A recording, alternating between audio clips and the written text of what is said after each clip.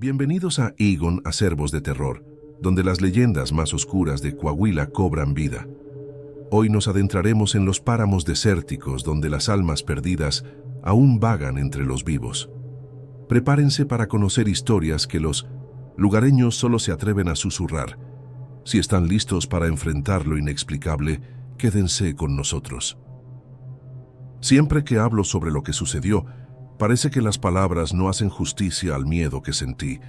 Ni siquiera sé por dónde empezar, pero creo que lo más importante es decir que no fue una elección racional. Yo no quería aquello. Estaba aislado en las montañas de la Sierra de Arteaga, tratando de encontrar algo de paz después del colapso nervioso que tuve. La escalada era mi refugio, una forma de escapar de la cabeza loca que tenía en esa época. Pero algo estaba mal desde el principio. Ya no quería estar ahí y todo a mi alrededor parecía diferente, como si estuviera tratando de decirme algo para lo que no estaba preparado a escuchar. Fui solo, como siempre hacía, pero esta vez algo parecía diferente. El viento estaba extraño, casi pesado. Llegué hasta una región más alta, donde nunca había estado antes, y fue ahí donde encontré la piedra. No parecía gran cosa a primera vista, solo una roca extraña, cubierta de musgo y con marcas en la superficie. Pero al tocarla, una sensación extraña subió por mi espina dorsal. No pude explicar lo que era, pero parecía que la piedra me estaba llamando como si quisiera mostrarme algo. Debería haberla ignorado, haber vuelto y alejarme, pero no lo hice. Toqué más profundo, y fue ahí donde las voces comenzaron. Era un susurro suave al principio, casi como si el viento estuviera jugando con mis oídos. Pero no era el viento. Escuché mi nombre ser llamado y mi cabeza se confundió, como si hubiera sido arrastrado a otro lugar. «Sube más alto», decían las voces. «Más alto, todo va a estar mejor». Sabía que esto no tenía sentido, pero la curiosidad me dominó. Subí siguiendo una ruta que nunca había visto antes, guiado por una fuerza que parecía irresistible. Era como si estuviera siendo jalado. Una presión en el pecho que me obligaba a seguir adelante, a escalar aún más. Los susurros comenzaron a crecer, pero ahora eran diferentes. No eran solo palabras. Podía sentir la frialdad del viento cortando mi piel, pero también había algo en mí. Una sensación creciente de desesperación. Subir más alto no era solo una invitación. Era una orden, como si al hacer lo que me pedían, estuviera atendiendo a algo mayor, algo que no podía entender. Lo peor de todo era que ya no podía pensar con claridad. Había una urgencia en cada paso, una sensación de que si no seguía aquel llamado algo malo sucedería. Pero no sabía qué era lo malo, y entonces algo me golpeó. No era solo la voz, era la sensación de que ya no estaba solo.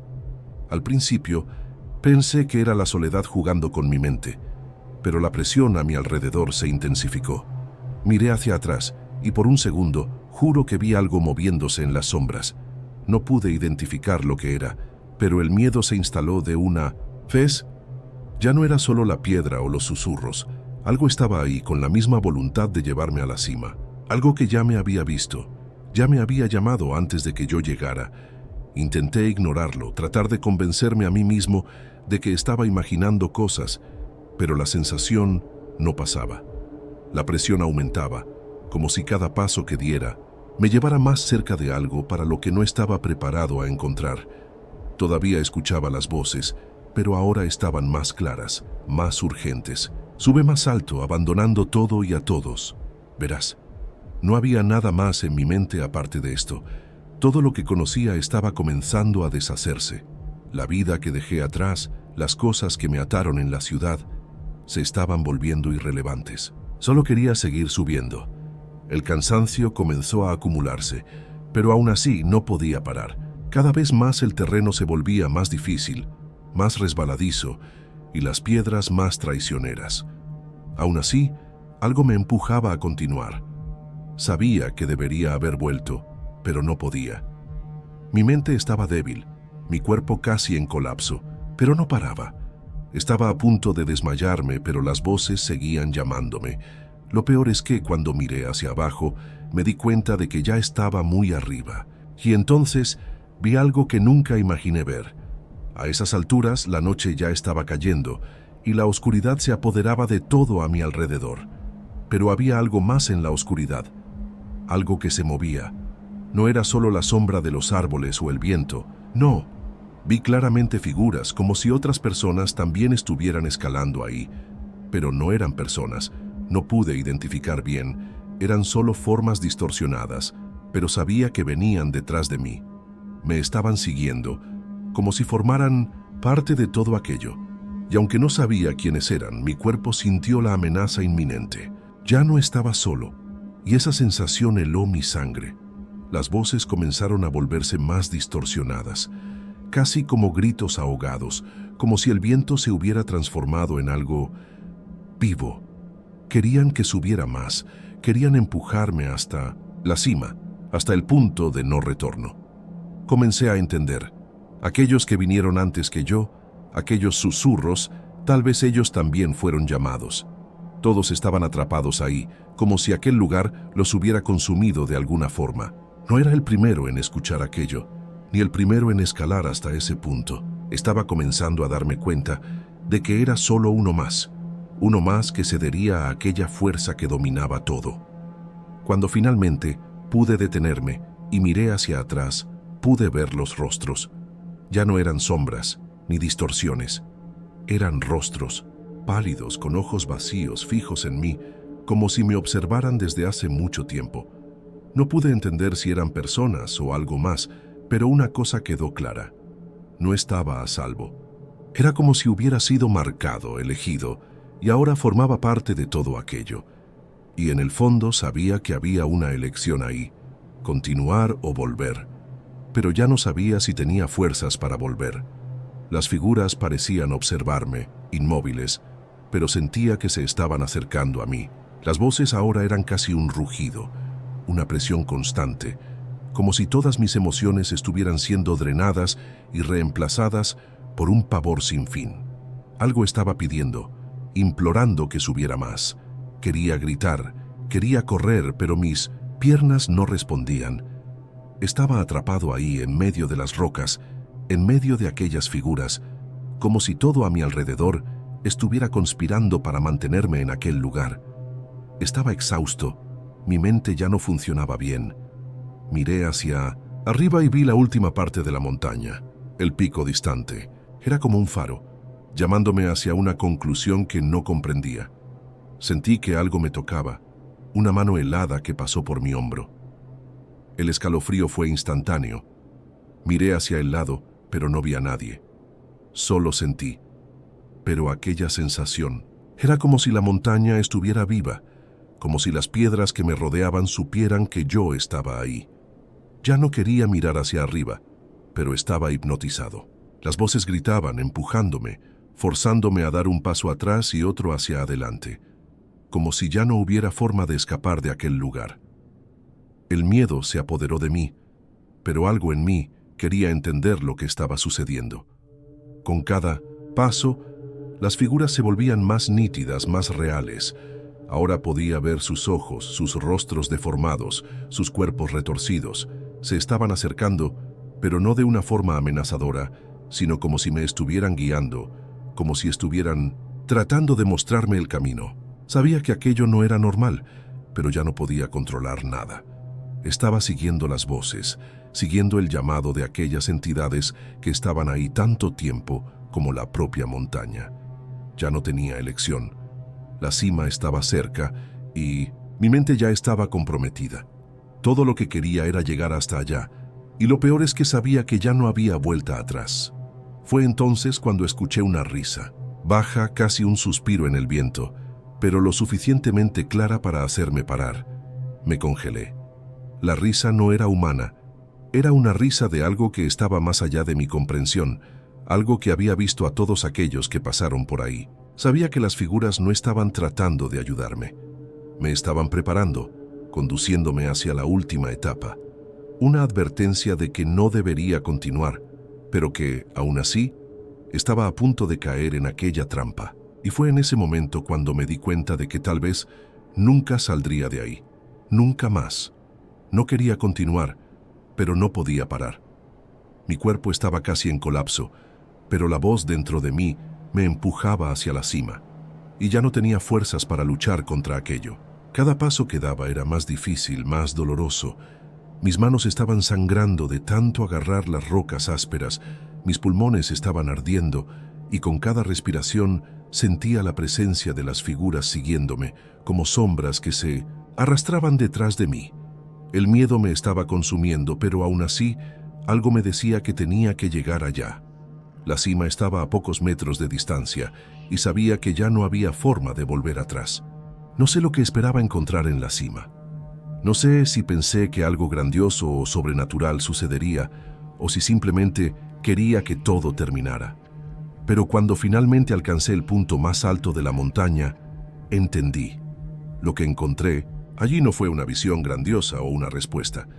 Lo que encontré fue nada. Un vacío absoluto. No había una gran revelación. No había algo que me esperara. Solo el silencio. El viento cortaba más fuerte, pero ya no había susurros. Las figuras habían desaparecido y estaba solo. Pero sabía que no estaba realmente solo.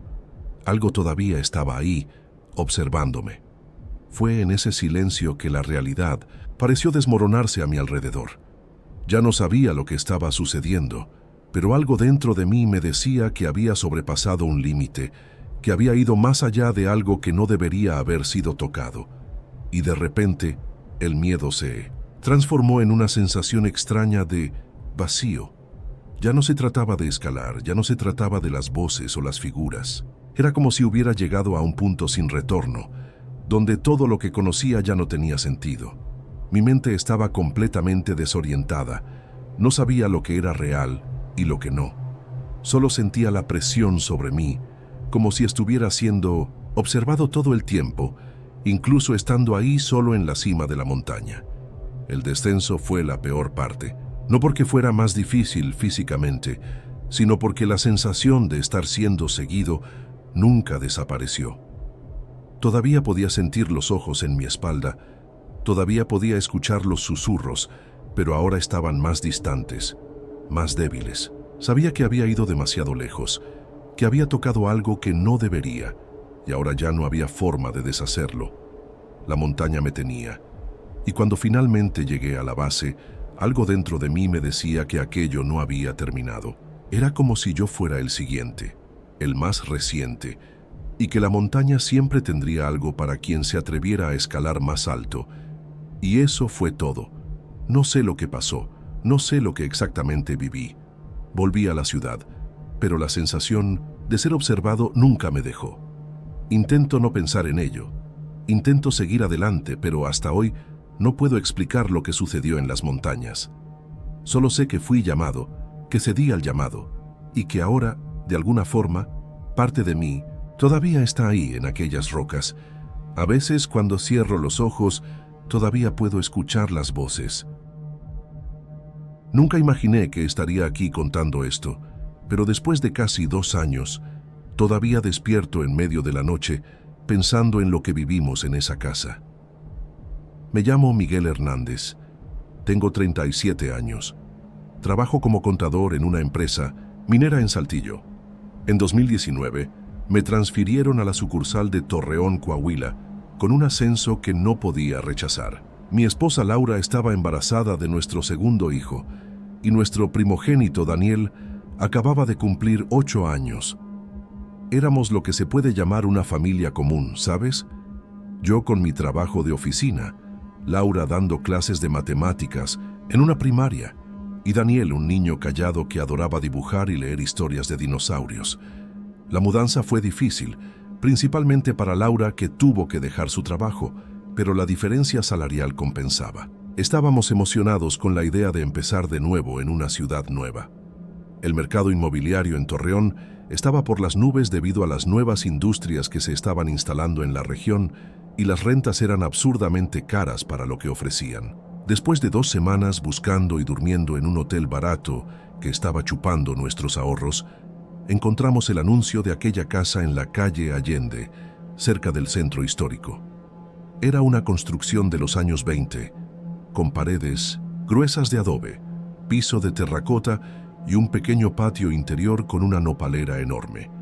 La renta era sorprendentemente baja para el tamaño y la ubicación. Cuando le pregunté al agente inmobiliario sobre esto, soltó esa risa nerviosa y dijo que el propietario, un viejo hacendado de la región, solo quería a alguien cuidando el lugar mientras resolvía problemas de herencia. Debí haber notado ahí que algo andaba mal, pero estábamos desesperados y la casa parecía perfecta. Firmamos el contrato ese mismo día. En los primeros días, todo parecía normal, excepto por el frío inusual que hacía dentro de la casa, incluso en los días más calurosos del desierto de Coahuila. Laura bromeaba diciendo que las paredes gruesas eran excelentes para el aislamiento térmico, pero era extraño cómo algunas habitaciones estaban heladas mientras otras mantenían la temperatura normal. La habitación que elegimos para Daniel era especialmente fría, pero era la única, además de la nuestra, que tenía espacio suficiente para una cama y un escritorio. Era un cuarto peculiar, con un armario empotrado enorme que ocupaba casi toda una pared, y una ventana alta y estrecha que apenas dejaba entrar luz. Daniel no se quejó. Al contrario, dijo que le gustaba el cuarto porque era silencioso. Instalamos una lámpara de dinosaurio que le encantaba y colgamos sus dibujos en las paredes para hacer el ambiente más acogedor. Fue en la tercera semana que Daniel mencionó al señor Roberto por primera vez. Estábamos cenando cuando comentó, casualmente, como si hablara de un compañero de escuela: al señor Roberto no le gusta cuando dejo la luz encendida por la noche. Laura y yo intercambiamos miradas confusas. ¿Quién es el señor Roberto? ¿Hijo?, pregunté. Daniel siguió comiendo su espagueti como si nada fuera extraño. El señor que visita mi cuarto. Es muy flaco y usa lentes redondos. Dijo que ese era su cuarto antes. Laura, siempre práctica, asumió que era un amigo imaginario. Daniel nunca había sido muy sociable, y la mudanza a una ciudad nueva, sin amigos, probablemente lo había llevado a crear un compañero. Estuve de acuerdo, aunque algo en la descripción tan específica me molestaba.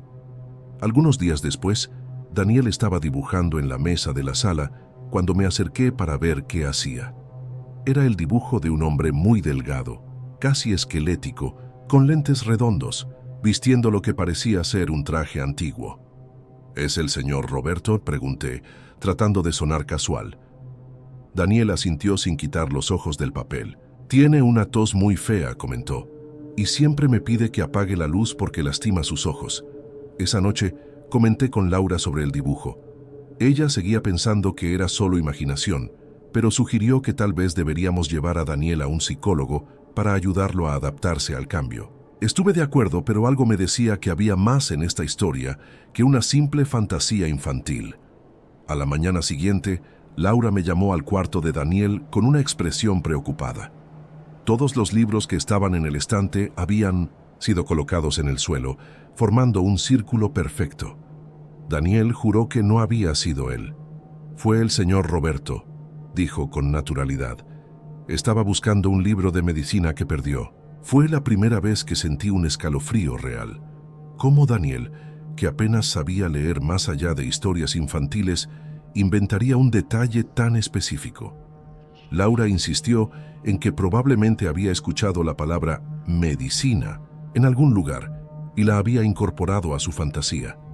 Decidimos hacer una cita con un psicólogo infantil, pero la lista de espera era de casi un mes. Torreón había crecido mucho, pero los servicios públicos no habían seguido ese crecimiento. Las cosas comenzaron a ponerse realmente extrañas la semana siguiente.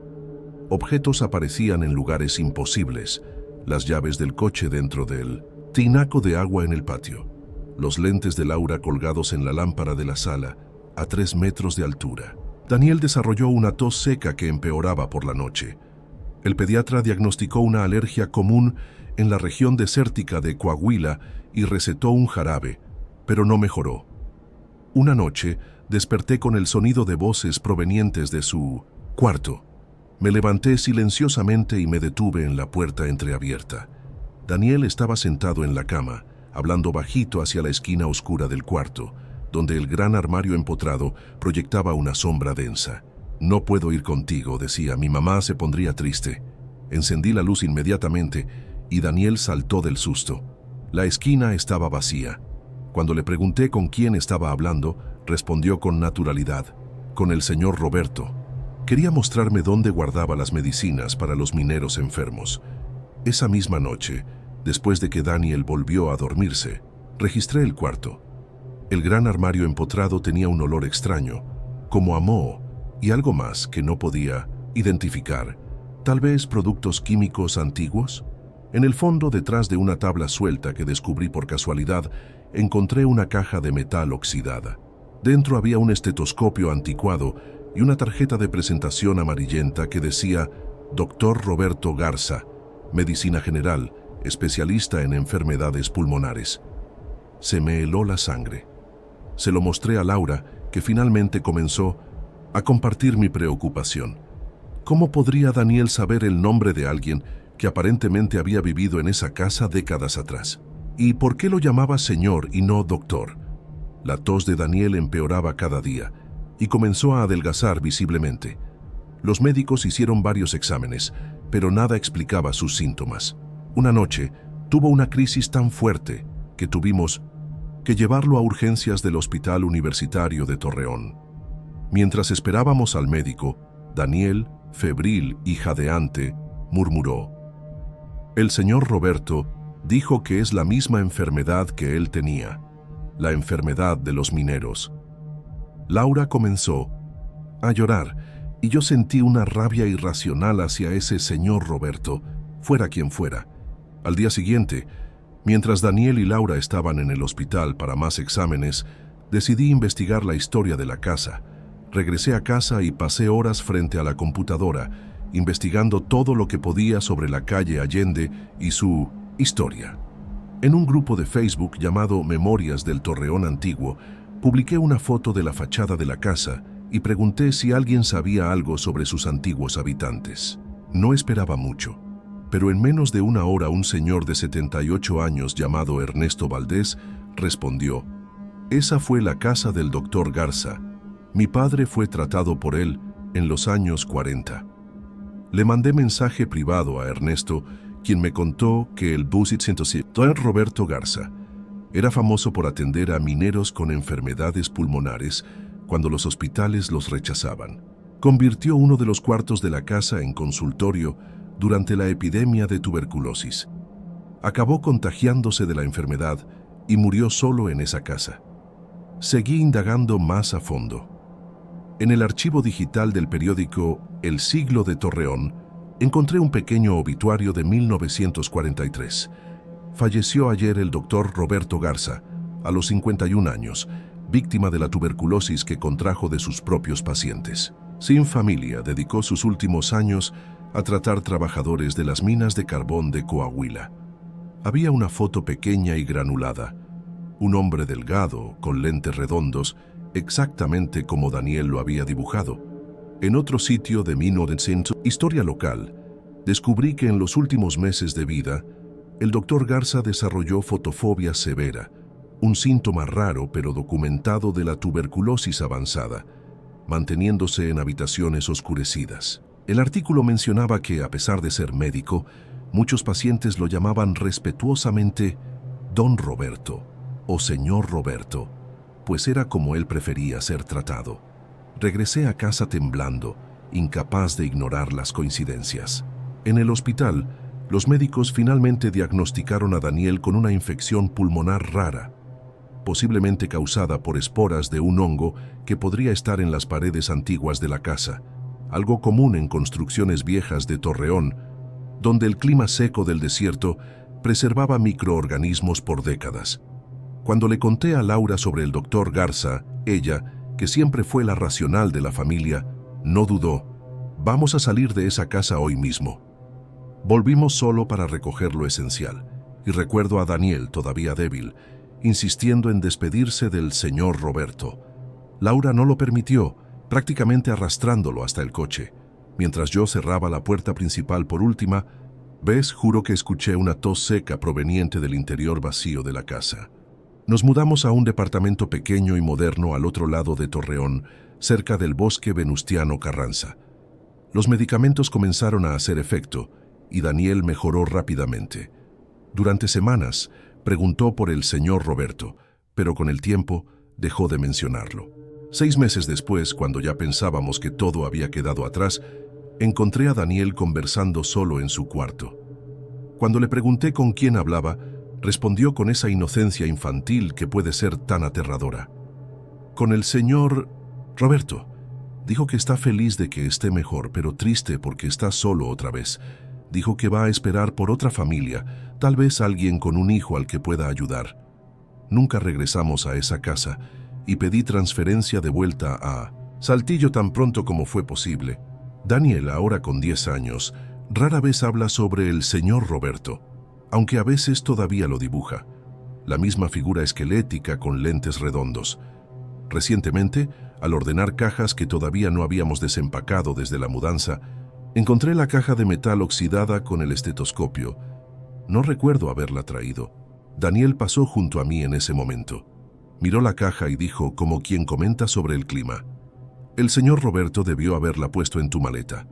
Dijo que quería que alguien lo recordara a él y a los mineros que no pudo salvar. Cerré la caja inmediatamente y la enterré en el fondo del patio esa misma noche. Algunos recuerdos, así como algunos visitantes, es mejor dejarlos atrás. No suelo compartir mis historias por aquí, pero después de lo que pasó hace 3 meses, necesito desahogarme con alguien que no me vaya a tachar de loco o borracho. Me llamo Carlos Ramírez, tengo 42 años y soy trailero desde hace casi 2 décadas. Nací en Saltillo, Coahuila, y conozco cada curva y bache de la región norte de México.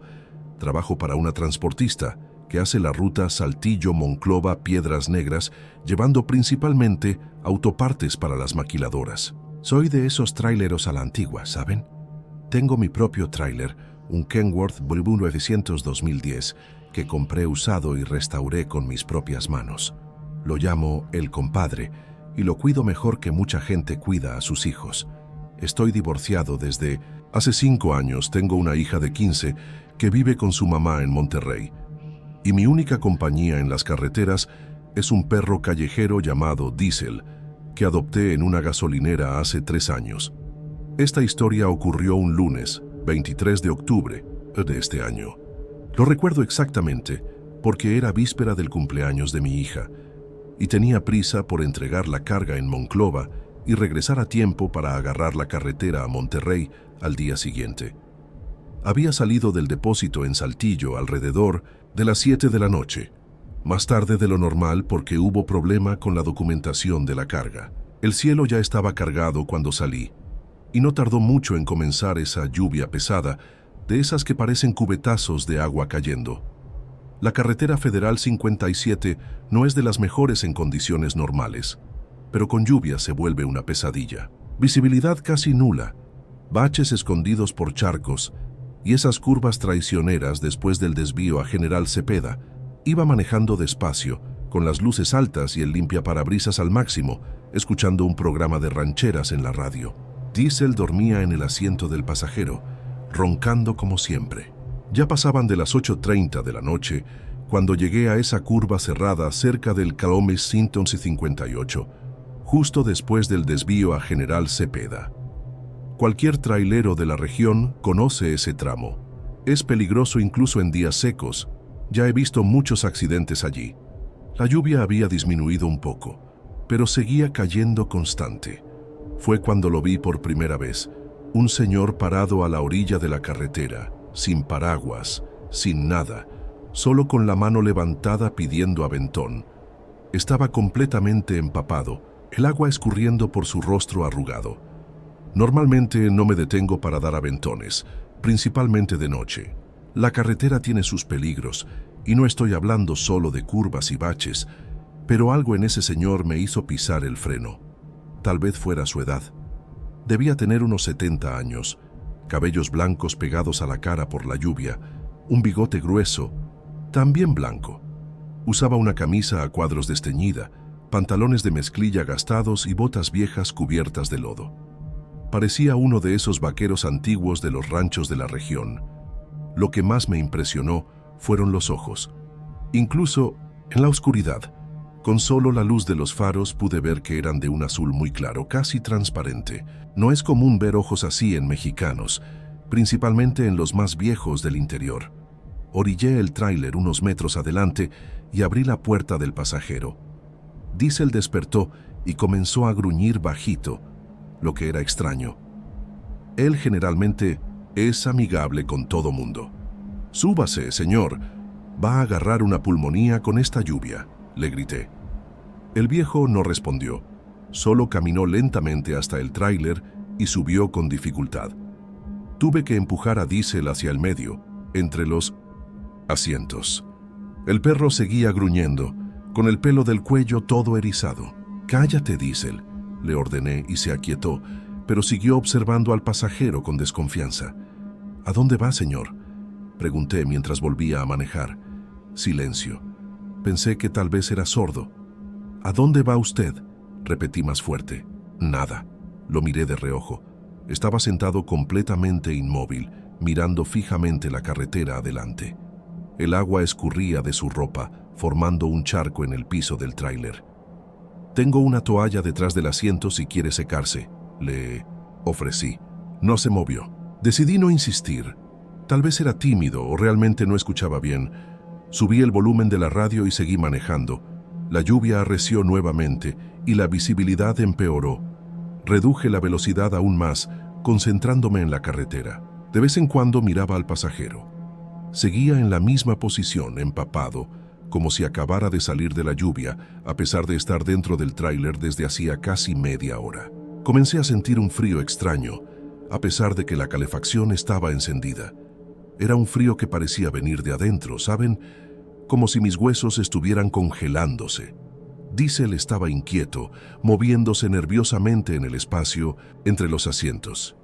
Cuando pasamos por el marco del Caomel 180, noté algo aún más extraño. El charco de agua en el piso, donde estaban los pies del viejo, tenía una coloración marrón rojiza, como lodo mezclado con algo más oscuro. «¿Está usted herido?», pregunté, preocupado de que pudiera ser sangre. Nuevamente, ninguna respuesta. Decidí que me detendría en la siguiente gasolinera. Faltaban unos 20 kilómetros para la gasolinera El Desierto, donde siempre paro para tomar café y descansar un poco. Fue ahí cuando ocurrió la primera cosa realmente inexplicable. Desvié los ojos de la carretera por tal vez 2 segundos para verificar el GPS, y cuando volví a mirar al pasajero, el charco de agua lodosa había desaparecido. Completamente. El piso estaba seco, como si nunca hubiera caído ni una gota de agua allí. Pero el viejo seguía empapado, el agua aún goteando de su ropa y cabello. Sentí un escalofrío recorrer mi espalda. «Señor, ¿está todo bien con usted?», intenté nuevamente. Silencio absoluto. Solo esos ojos azules claros fijos en la carretera, cuando finalmente llegué a la gasolinera El Desierto. Ya estaba con los nervios de punta. Estacioné bajo las luces fuertes de la techumbre de los combustibles y me volteé hacia el pasajero. «Voy a cargar gasolina y tomar un café. ¿Usted quiere bajar, comer algo?», siguió inmóvil. «Voy a dejar el motor encendido para que la calefacción siga funcionando», expliqué, aunque sin esperar respuesta. Bajé del tráiler y Diesel saltó detrás de mí, pareciendo aliviado de salir de allí. Mientras cargaba gasolina, no quitaba los ojos de mi pasajero a través del vidrio. No se movía, no miraba alrededor, solo fijaba esa mirada vacía en la carretera adelante. Dentro de la tienda de conveniencia, saludé a doña Lupe, que trabaja en el turno de la noche desde hace años y ya me conoce bien. «Híjole, Carlos, parece que viste un fantasma», comentó mientras me servía el café. No respondí de inmediato. En la televisión colgada en la esquina pasaban el noticiero local. Estaba distraído pensando en mi extraño pasajero cuando una frase llamó mi atención. «Hoy se cumple 1 año de la muerte del señor Eugenio Contreras, el anciano de 73 años encontrado muerto en la carretera federal 57. Levanté los ojos hacia la TV. Mostraban una foto en blanco y negro de un señor de cabello y bigote blancos, ojos claros. Se me heló la sangre. Era él. Era el hombre sentado en mi tráiler en ese exacto momento. El reportaje continuaba. El cuerpo del señor Contreras fue encontrado cerca del desvío a General Cepeda, exactamente en el lugar donde fue abandonado por asaltantes que lo secuestraron en su pequeña propiedad rural. Según la investigación, los criminales se llevaron al anciano en su propio carro, robaron sus pertenencias y lo abandonaron bajo la fuerte lluvia de aquella noche. Con problemas cardíacos y sin sus medicamentos, Contreras no resistió y falleció, de hipotermia y un ataque al corazón. Hasta hoy los responsables no han sido identificados. Mi café cayó al suelo. Doña Lupe me miró asustada. «Carlos, ¿qué pasó? Estás blanco como un papel». No pude responder. Corrí hacia afuera, en dirección al tráiler. La lluvia había parado y las luces de la gasolinera iluminaban claramente la cabina. El asiento del pasajero estaba vacío. No había ninguna señal del viejo. Diesel estaba sentado al lado del tráiler, mirando hacia la oscuridad de la carretera, con las orejas paradas. Entré al tráiler temblando, no de frío, sino de miedo. El asiento donde el viejo había estado sentado estaba completamente seco. No había marca alguna de agua, ni de lodo, nada que indicara que alguien había estado allí minutos antes. El único vestigio era un olor extraño, como de tierra mojada, y algo más que no pude identificar. Miré hacia el retrovisor y casi grité. Por un segundo, tuve la impresión de ver esos ojos azules claros observándome desde el asiento trasero. Pero cuando me volteé no había nada allí. No pude continuar el viaje esa noche. Me quedé en el estacionamiento de la gasolinera hasta que amaneció, sin poder dormir, con todas las luces de la cabina encendidas. A la mañana siguiente, usando el Wi-Fi de la gasolinera, investigué sobre Eugenio Contreras. Encontré más detalles sobre el caso. Era un pequeño propietario rural de la región de General Cepeda, viudo, sin hijos. Fue secuestrado por asaltantes que invadieron su propiedad, llevado en su propio carro y abandonado bajo la lluvia en esa curva de la carretera 57. El cuerpo solo fue encontrado a la mañana siguiente por un conductor que pasaba por el lugar. La causa de la muerte fue oficialmente registrada como insuficiencia cardíaca agravada por hipotermia. Los asesinos nunca fueron encontrados. Continué mi viaje hasta Monclova, con el sol ya alto, entregando la carga con retraso. No le conté a nadie lo que había pasado. ¿Quién me creería? Pero 3 días después, regresando por el mismo tramo, disminuí la velocidad al pasar por la famosa curva. Desde entonces, he pasado otras veces por ese tramo, siempre durante el día. Nunca más he visto al señor Contreras, pero siempre disminuyo la velocidad en la curva y me persigno. Los otros tráileros de la región dicen que es común ver a un señor pidiendo aventón en ese punto, especialmente en noches de lluvia, pero nadie admite haberse detenido. Algunos dicen que solo aparece el día 23 de octubre, aniversario de su muerte. No sé si es verdad, pero sé lo que vi, y sé que la próxima vez que pase por allí en una noche lluviosa, no importa quién esté a la orilla de la carretera, no voy a parar. Algunos aventones son solo de ida, sin regreso, tanto para quien los toma como para quien los da.